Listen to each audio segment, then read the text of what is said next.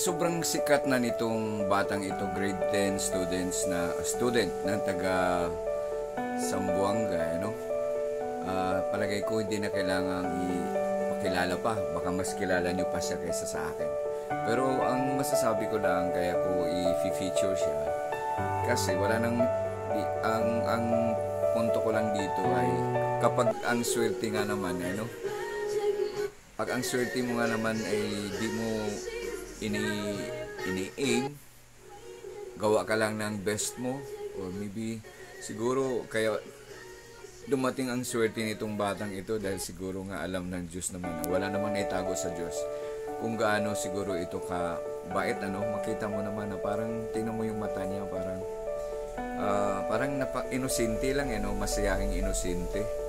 So kaya siguro binigay sa kanyang biyayang ganyan.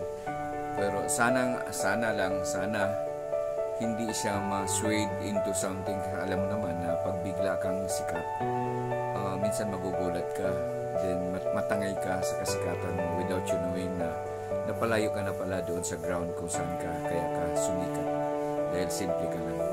Okay, so isi-share ko sa inyo yung so alam naman natin kung ano yung kanta na yan na original na kumanta dyan ay si walang iba di kung isa din started from the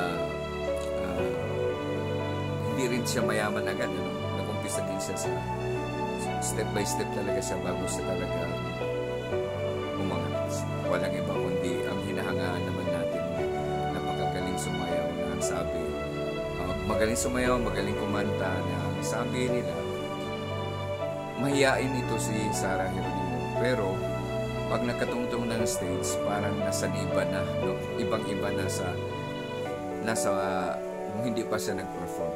Okay, so anyway, so yung kanta niyang ano nga ba yung kanta ng Maybe This Time, na nilagyan ng simpleng sayaw lang ni Simple, pero siguro nag-fit sa personality ni Ralph Cyril Villaluz ng Zamboanga. So grade 10 students na siya. Okay, panoorin natin, pero nakita niyo naman ito, isi-share ko lang.